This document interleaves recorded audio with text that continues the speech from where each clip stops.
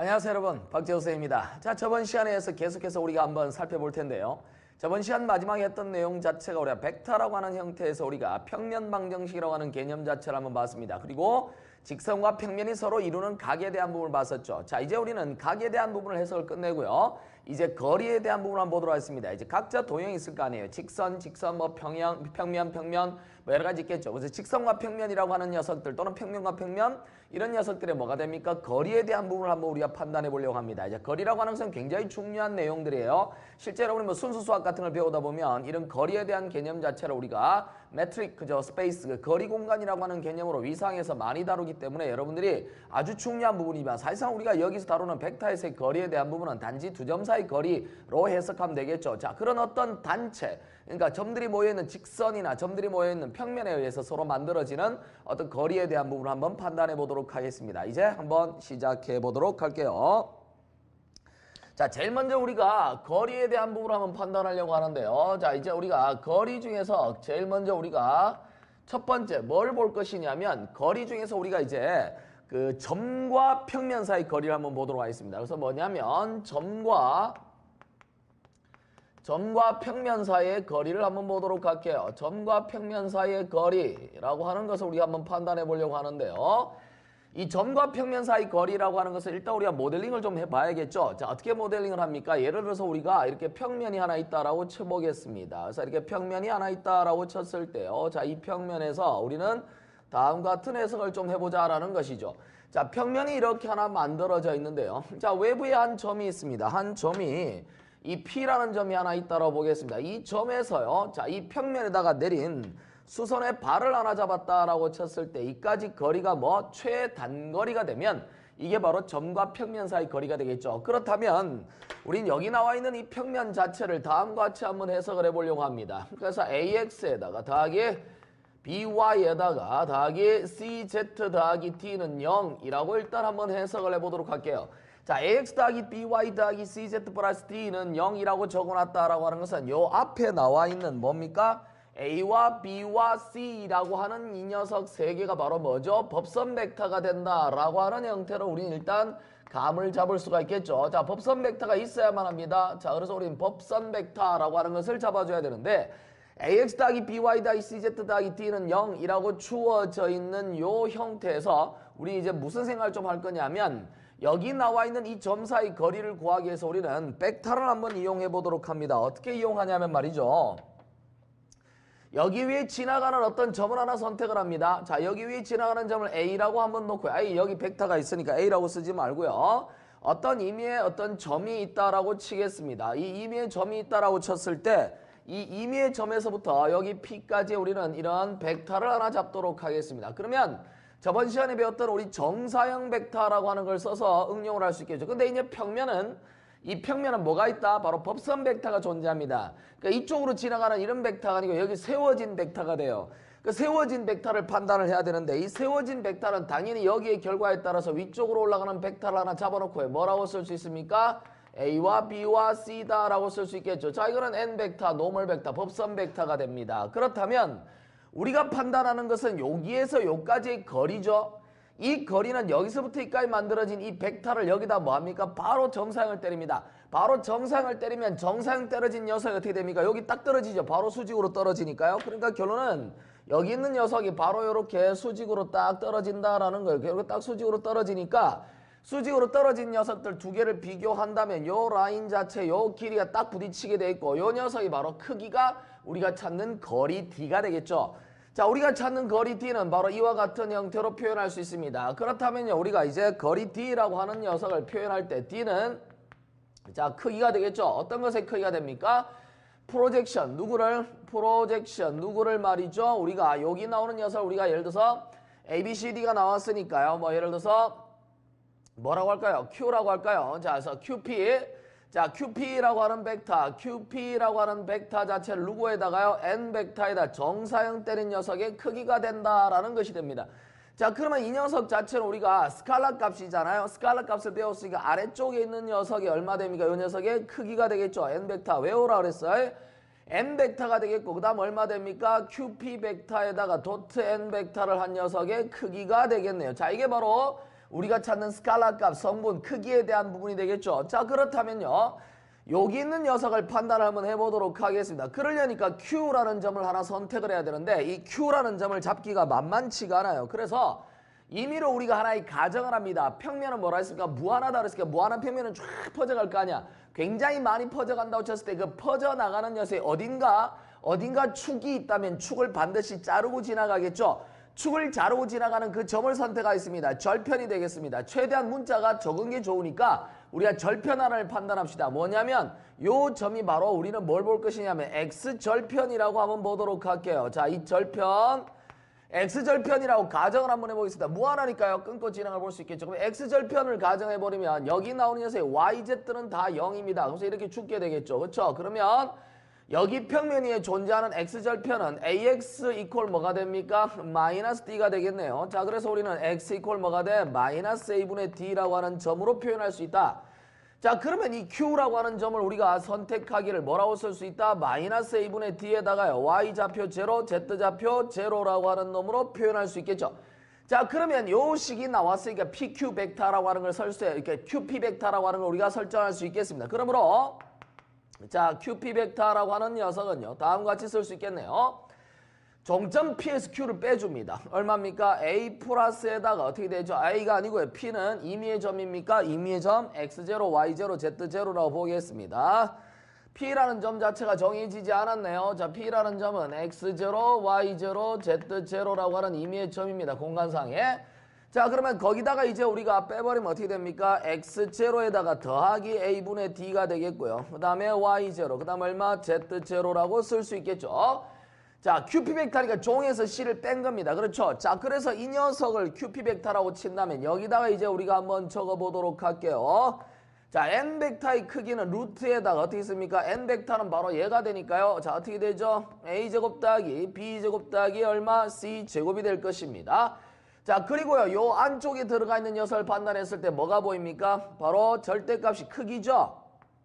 크기에다가 바로 양수를 만들겠다는 뜻이고 QP에다가 N을 갖다가 뭐합니까? 내적을 칩니다. A를 내적을 치면 AX0가 되겠고요. 더하기 D가 되겠고요. 더하기 여기는 B랑 치니까 BY0가 돼요. 그 다음에 얼마? C랑 치에 CZ0 요렇게 만들어지네요. 아하, 이제 우리는 어떤 임의의 점 X0, Y0, Z0라고 하는 점에서 평면 바로 이 녀석 위에다가 내린 수선의 발의 길이, 다시 말해서 거리라고 하는 공식은 얘와 같다라고 하는 걸 알 수 있겠다. 자, 그래서 이 결과를 보면서 우리는 뭘 할 수 있습니까? 이 거리 공식 D를 지금부터 정리를 해볼까요? 루트에다가 어떻게 됩니까? A제곱 더하기 B제곱에다가 더하기 C제곱 분의 여기 나오는 형태를 그대로 표현한다고 친다면 절대값이 얼마 되죠? A의 X0에다가 더하기 B에다가 Y0에다가 더하기 그 다음에 C에다가 Z0에다가 더하기 D라고 써놓은 것이 마치 점과 직선 사이 거리 공식, 우리가 고등학교 때 배웠던 점과 직선 사이 공식, 그죠?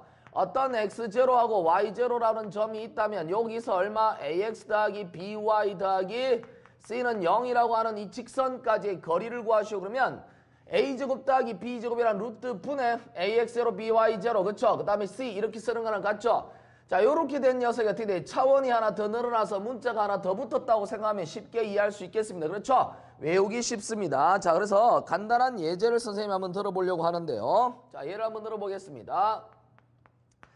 간단한 예를 들겠습니다. 어떤 P가 있는데요. 2하고 마이너스 3하고 4라고 하는 녀석에서 자, 이 녀석에서 어디까지를 보냐면 평면 X 플러스 2Y라고 하는 녀석에다가 더하기 2Z라고 하는 녀석은 얼마? 13이라고 주어진 이 평면 사이의 거리를 한번 구해보겠습니다. 매우 쉽죠? 자, 거리 D라고 하는 녀석은 다음과 같이 설정할 수 있겠네요. 루트에다가 각자 1 더하기 얼마? 4 더하기 4가 될 것이고요. 이 안에 같이 들어가게 돼. 요거는 이렇게 풀면 안 되잖아요. 항상 저 끝에 나와 있는 D값을 안쪽으로 붙여줘야 되겠습니다. 그러니까 X 플러스 2Y에다가 플러스 2Z에 마이너스 13은 0이라고 쓸 수 있겠네요. 자, 그러면 여기다가 이제 우리가 절대값을 쳐주고 그 다음에 각자에다 집어넣겠습니다. 2 마이너스 3, 4를 넣으면 되죠. 2에다가 얼마? 마이너스 3, 마이너스 6 플러스 8에다가 더하기 빼기 13이네요. 자, 10이 되겠고요. 10이 되겠고 얼마 됩니까? 여기 10이 되니까 4가 되겠죠. 4에다 얼마? 마이너스 9가 됩니까? 자, 9가 되네요. 자, 9가 되고요. 여기가 루트 9가 되니까 그쵸? 3이 되겠습니다. 3분의 9 이렇게 해서 우리가 찾는 답은 3이 된다. 거리가 3이다 라는 것이죠. 자, 이와 같이 우리가 여기에 나와 있는 거리 공식이라고 하는 걸 잘 기억하고요. 점과 직선 사이가 아닌 점과 평면 사이 거리라는 것을 공식으로 알 수 있다. 이제 우리는 두 번째로 넘어가서요. 이제 우리는 점과 직선 사이의 거리를 한번 구해보도록 합니다. 자, 점과 직선 사이의 거리 공식을 한번 볼게요. 자, 점과 직선 사이의 거리라고 하는 녀석을 한번 보겠는데요. 이 점과 직선 사이 거리는 첫 번째 우리가 점을 하나 선택을 해야 되겠습니다. 점이 있다라고 쳤을 때 이 점 P가 X0, Y0, Z0라고 하고요. 공간에서의 직선이니까요. 공간에서의 직선이니까요. 자, 직선 하나를 이렇게 그려보도록 하겠습니다. 당연히 직선은 평면과 달리 어떻게 된다고요? 기본적으로 방향 벡터라고 하는 것을 중점적으로 생각한다 그랬습니다. 자, 그렇다면 얘가 나온다면 어떤 기준이 되는 방향 벡터가 이렇게 있을 거예요. 근데 방향 벡터라고 하는 시점과 무관한 여기 있을 수도 있고 여기 있을 수도 있고 여기 있을 수 있고 수도 없이 많죠. 그래서 우리는 이쪽 방향 벡터라고 하는 게 거리를 재기 위함이기 때문에 우리는 뭘 볼 거냐면 이 디렉션 벡터에 바로 단위 벡터를 설정하겠습니다.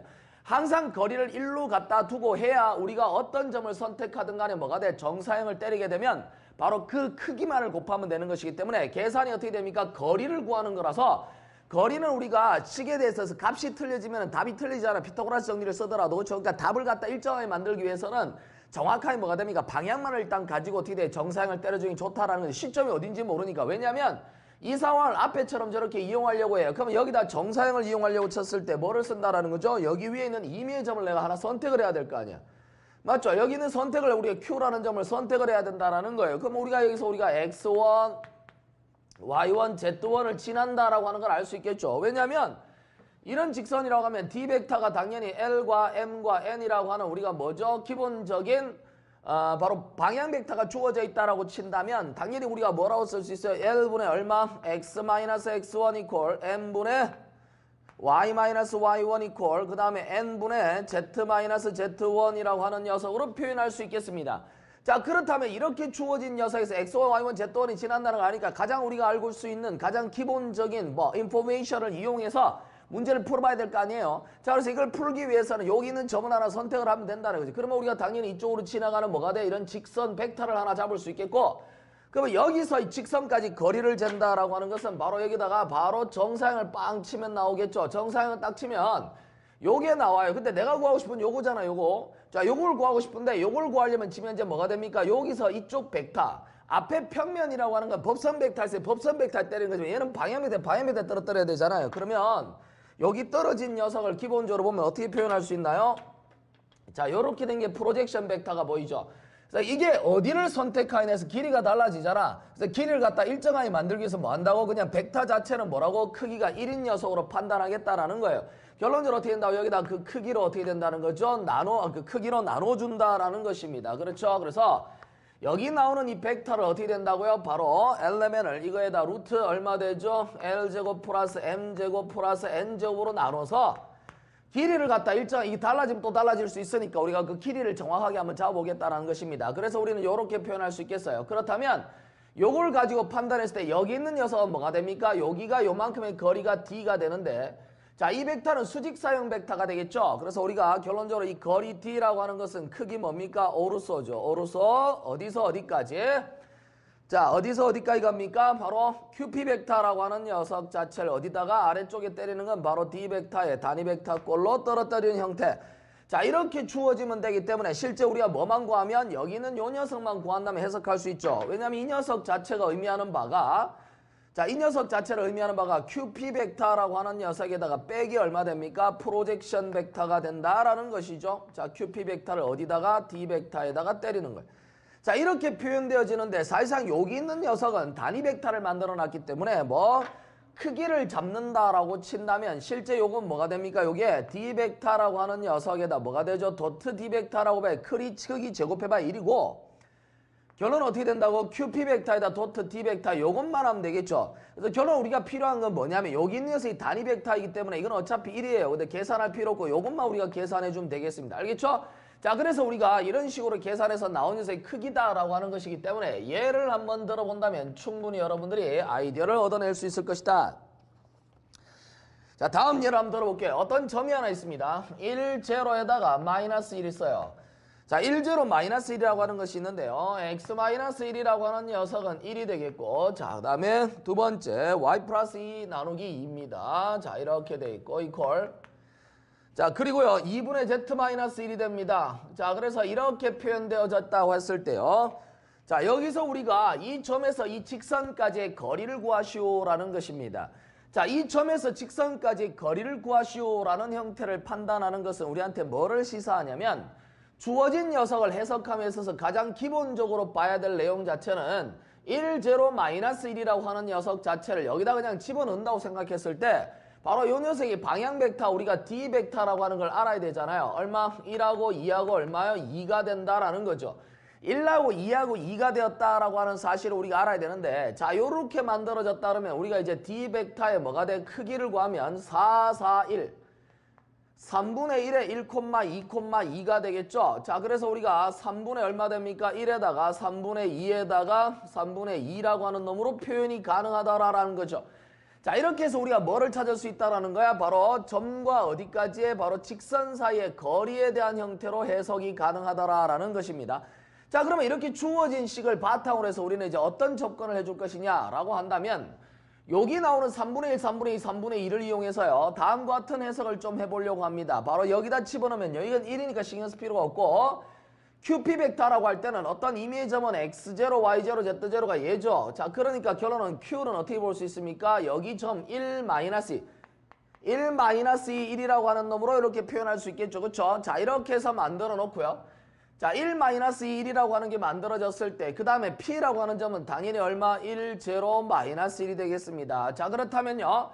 이 두 녀석 사이에 뭐가 됩니까? 우리가 벡터를 찾아야 되죠. QP 벡터라고 하는 녀석은 자, 그 다음에 P에서 Q를 뺍니다. 0이 되겠고요. 빼면 얼마? 2가 되겠고 빼버리면 마이너스 2가 되죠. 자, 이렇게 해서 이 벡터가 나왔는데 얘와 어떻게 됩니까? 이 두 녀석을 내적을 하겠습니다. 그렇다면 이걸 내적을 해버린다라고 하는 건 무슨 말이냐면 여기다 두 개를 곱하면 0인데 여기 하면 3분의 4, 여기 하면 마이너스 3분의 4죠. 어라? 이런 경우는 특이하게도 이 문제는 QP 벡터에다가 D 벡터를 갖다가 단위 벡터를 우리가 내적을 했더니만 뭐가 나오더라? 0이 나오더라라는 것입니다. 자, 요게 매우 중요한 얘기가 되겠고요.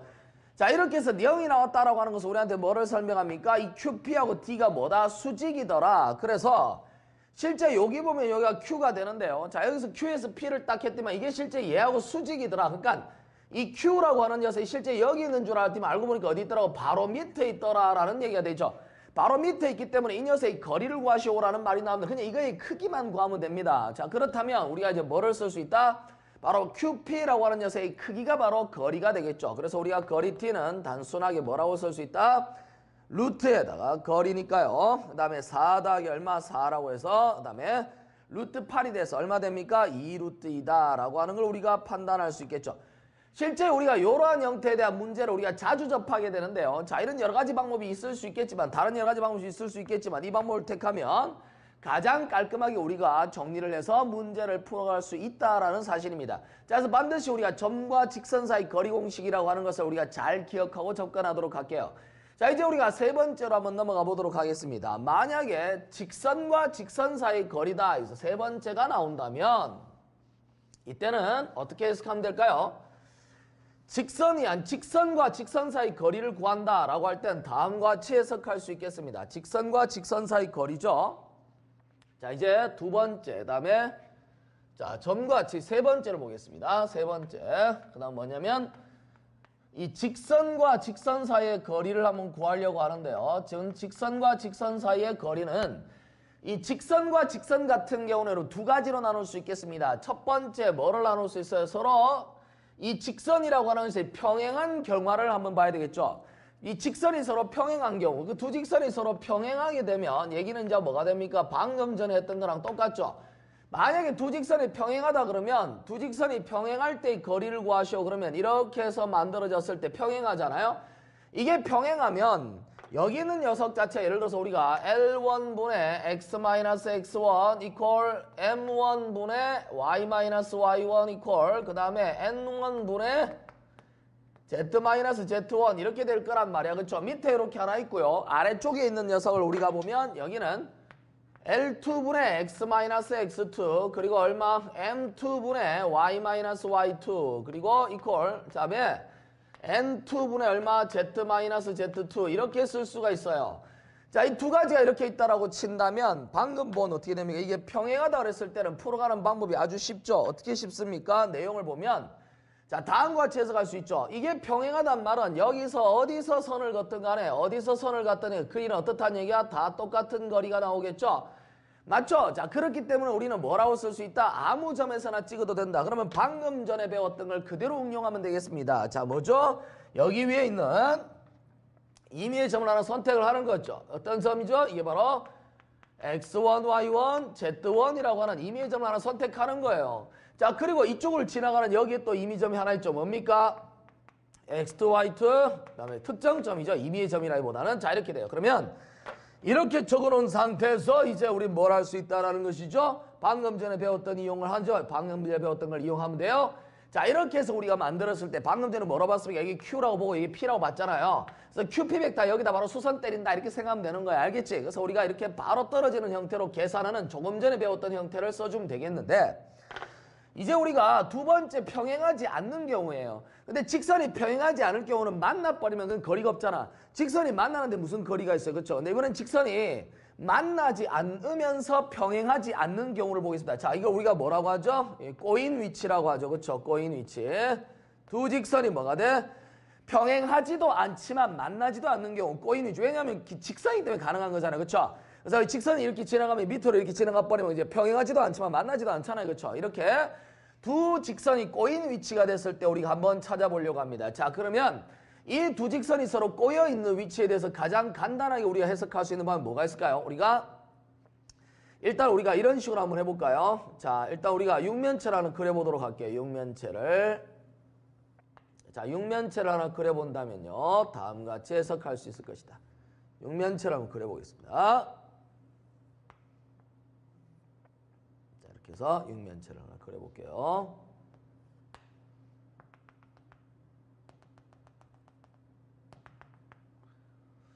자, 이렇게 해서 하나 그려놓고 나면 다음과 같이 우리가 이제 해석을 좀 하려고 해요. 자, 이렇게 됐어요. 자, 그러면 여기 나와 있는 이 식에서 이제 판단하려고 하는 것이 꼬인 위치를 한번 보려고 하는데요. 자, 꼬인 위치라고 하는 녀석의 개념이 뭘까라고 한번 생각을 해보도록 합시다. 꼬인 위치는요. 자, 다음과 같이 해석을 할 수 있겠네요. 꼬여있다라고 하는 것은 여러분들 보다시피 이런 식으로 해서 표현됐을 때 만약에 예를 들어서 여기가 이렇게 지나간다면 가운데 대각선으로 지나가는 거죠. 그러니까 예를 들어서 이 가운데로 이렇게 해서 지나간다라고 하면 이렇게 벡터가 가운데 밑으로 하나 지나갈 거 아니에요. 그러면 요 부분이 이렇게 지나간다라고 쳤을 때, 자, 요 부분이 지나간다고 쳤을 때요. 자, 이제 우리는 뭘 쓸 수 있죠? 바로 이게 꼬여 있단 말은 이렇게 해서 위쪽으로 이렇게 지나가는 직선이 나온다는 거잖아. 그치? 자, 이렇게 해서 직선 두 개가 이렇게 나오면 이 두 직선은 서로 만나지 않고 꼬여 있는 상태가 돼요. 그러면 이 두 직선 사이 거리를 구한다라고 하는 것은 거리에 대한 개념은 각자의 어떤 위치에서 최단거리죠. 그냥 바로 최단거리로 떨어져야 돼요. 그러니까 여기서부터 여기까지 딱 떨어졌을 때 이렇게 떨어졌다 봤을 때 최단거리가 된다라는 건 무슨 뜻이에요? 가장 요 상태에서 두 직선 사이에 가장 짧게 떨어지려면 가장 짧게 떨어진단 말은 뭐가 되는 거예요? 이렇게 수직으로 떨어질 때를 얘기하죠. 그러니까 수직으로 양쪽 다 딱 떨어지면 최단거리가 될 수밖에 없어요. 그렇죠? 자, 그래서 우리는 이 최단거리라고 하는 것의 정체는 두 개가 이렇게 수직으로 딱 떨어질 때를 얘기하고 이 거리를 우리는 뭐라고 잡는다? D라고 잡으면 되겠죠. 그래서 우리는 이 값을 한번 구해보려고 합니다. 그래서 이걸 찾기 위해서 우리는 조그마한 어떤 모델링을 한번 해보려고 하는데요.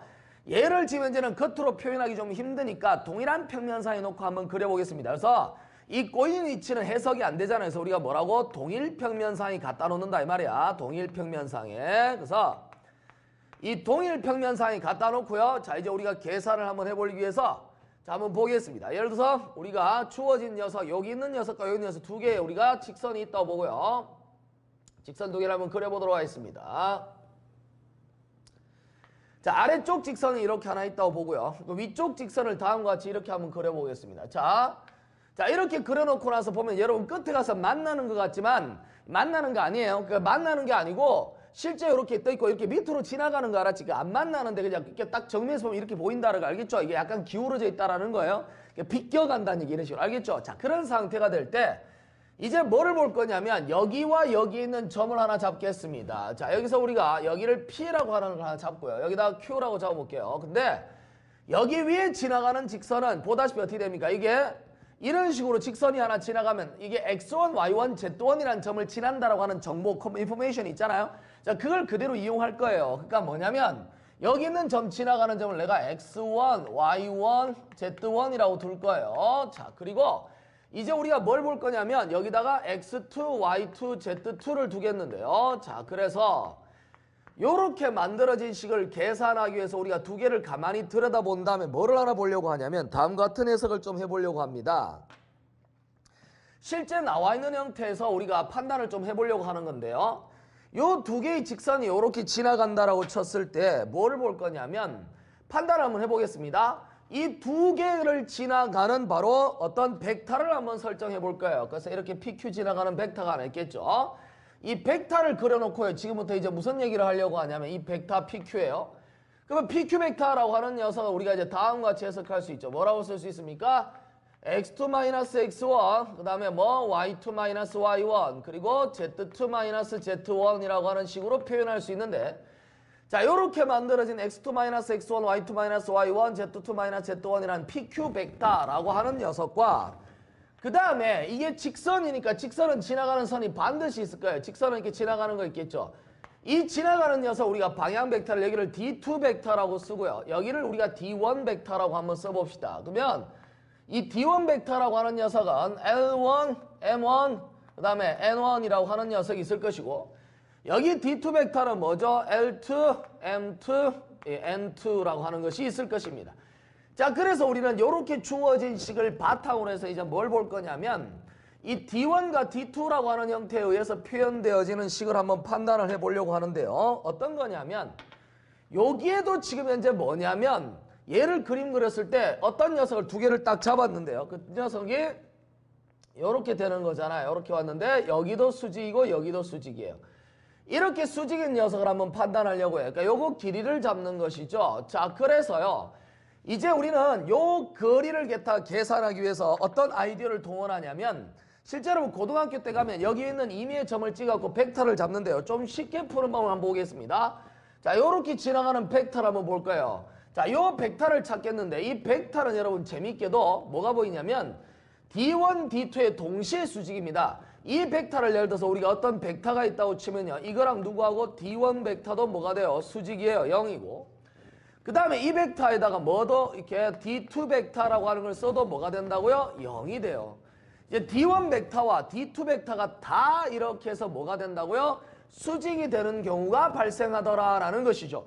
자, 그러면 이게 둘 다 수직이 되는 벡터를 우리가 한번 생각해 볼 텐데 자, 여기서 이런 벡터라고 하는 녀석이 뭘 의미한 0벡터가 아닙니다. 어떤 이 벡터의 정체가 무엇인지 한번 보기 위해서 선생님이 새로운 어떤 내용을 한번 보려고 합니다. 자, 뭐냐면 이 벡터라고 하는 것이 무엇이냐라고 하는 걸 한번 판단해 보도록 할게요.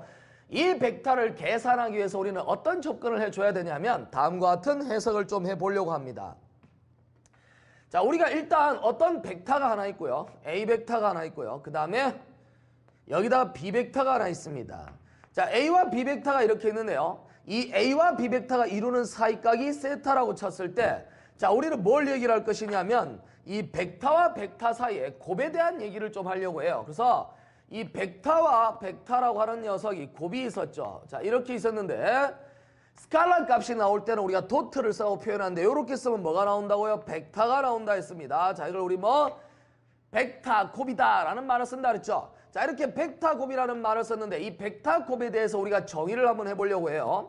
자, 이 벡터 곱은 지금 A와 뭐가 됩니까? 크로스 B다 라고 이렇게 쓰는데 이 A 크로스 B라고 하는 녀석을 뭐라고 하는지 의미를 한번 판단해 보도록 하겠습니다. 이 녀석도 결론은 벡터가 나오니까 어떤 크기가 있을 것이고요. 그 다음 어떻게 됩니까? 방향이라고 하는 것이 존재할 것이다 라는 거예요. 자, 크기라고 하는 녀석이 있고 뭐가 있다고요? 방향이라고 하는 것이 존재한다는 거예요. 자, 그렇다면 이제 저 크기와 방향을 한번 찾아보려고 합니다. 자, 우선적으로 방향에 대한 얘기를 먼저 조금 하려고 하는데요.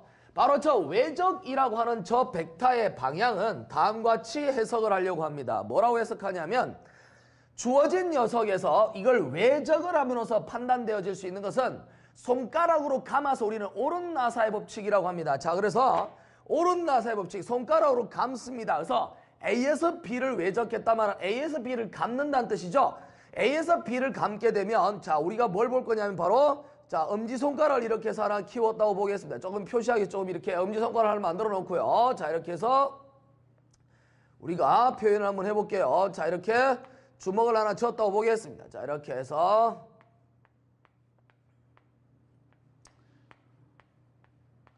자, 이렇게 해서 우리가 손가락을 감았다라고 볼게요. 자, 이렇게 손가락을 감았다라고 쳤을 때 우리가 뭐를 볼 거냐면 이걸 감는 순간 이렇게 감는 거예요. A에서 B를 딱 감게 되면 엄지손가락 방향 있죠? 그래서 이 엄지손가락 방향은 어떻게 됩니까? 이렇게 잡았을 때 뭐가 되죠? 바로 수직이 되는 형태를 갖고 있습니다. 그래서 이 엄지손가락 방향이 바로 뭐가 되냐면 A와 B의 외적의 방향이 됩니다. 자, 그래서 외적의 정체는 뭐라고요? 바로 손가락으로 감아져서 A에서 B로 감는 거예요. A에서 B로 감아서 바로 끌어올립니다. 그래서 이렇게 손가락으로 감아져서 들어 올리는 이 방향, 이 엄지손가락 방향을 뭐가 된다? 외적 방향이라고 하죠. 자, 그래서 우리가 이 외적 방향에 대한 개념을 좀 알겠네요. 그러다 보니까 어떻게 됩니까? 위쪽으로 올라가는 게 마치 어떤 이 면을 따지면 하나의 뭐가 돼? 위쪽으로 올라가는 뭐가 돼? 법선 벡터의 형태와 동일한 의미를 갖게 되더라. 자, 그래서 법선 벡터라고 하는 개념으로 도입을 할 수 있겠네요. 아하!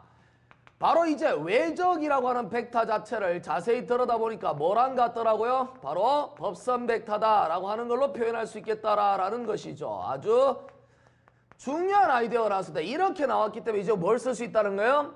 평면이라고 하는 녀석에 뭘 쓸 수 있다는 거야? 바로 법선 벡터라고 하는 걸 우리 뭘 써서 외적이라고 하는 걸 써서 표현할 수 있다라는 것이 되겠습니다. 알겠습니까? 아이디어 자체를 정확하게 우리가 판단해서 얻어갈 수 있다라는 얘기가 되겠죠. 자, 그렇다면요, 이 외적 벡터, 법선 벡터라고 하는 개념 자체를 잘 써서 쓰되 이제 크기를 구해야 되겠는데 이 A와 벡터, B 벡터라고 하는 녀석의 크기를 다음과 같이 외적을 쓰고요. 크기라고 하고요. 이것의 제곱에 대한 얘기를 하겠습니다. 자, 이 녀석을 우리 이제부터 라그랑지 항등식이라고 해요. 자, 라그랑지 항등식이라고 합니다. 자, 라그랑지 항등식이 되겠어요. 자, 라그랑지 항등식이라고 하는 말로 표현할 수 있겠고요. 이 라그랑지 항등식이라고 하는 녀석은 다음과 같이 또 해석을 할 수 있겠습니다. 어떻게 되냐면 자, 다음과 같이 라그랑지 형님이 맞는 거니까 이렇게 이름 들어가 있죠. 유명하신 분이잖아. 외워두는 게 맞아요. 자, 그러면 이렇게 쓰게 되면 우리가 뭐를 쓰냐면 이 녀석은 다음과 같이 해석을 합니다. A 벡터 크기의 제곱에다가 B 벡터 크기의 제곱에다 마이너스에다가 A 벡터에다가 도트 B 벡터의 내적의 제곱이다 라고 하는 걸로 표현할 수 있다는 것이죠. 자, 이렇게 표현되어진 것을 우리 이제 뭐라고 한다고? 외적의 형태로 표현할 수 있다. 또 외적의 크기다라고 합니다. 자, 그래서요, 이 말 자체를 가만히 들여다보면 다음과 같이 쓸 수 있습니다. A 벡터 제곱에다 B 벡터의 뭐가 됩니까? 제곱이 되겠고요. 마이너스에다가 A 벡터의 크기에다가 뭐죠? 제곱, B 벡터의 크기의 제곱에다가 코사인 제곱 세타. 그쵸? 내적의 형태에서 나온 겁니다.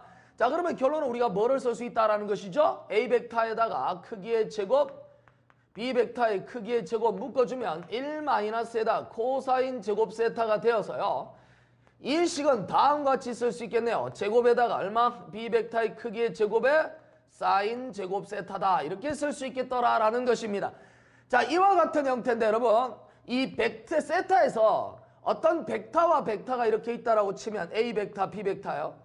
이 A 벡터와 B 벡터가 이루는 사이각 세타는 죽었다 깨어나도 뭐를 넘어갈 수 없습니까? 180도를 넘어갈 수 없죠? 세타 180도 넘어간다면 더 이상 할 얘기는 없습니다. 그 친구를 강의를 내가 할 수는 없어요. 자, 이렇게 되죠? 이렇게 되다 보면 180도 사이에서 2, 3분면까지는 사인은 항상 뭐가 돼? 0보다 크거나 같기 때문에 다음과 같이 이제 정리를 할 수 있죠. A 벡터와 크로스 뭐가 돼? B 벡터라고 하는 녀석의 바로 외적의 크기는 다음과 같이 쓸 수 있다.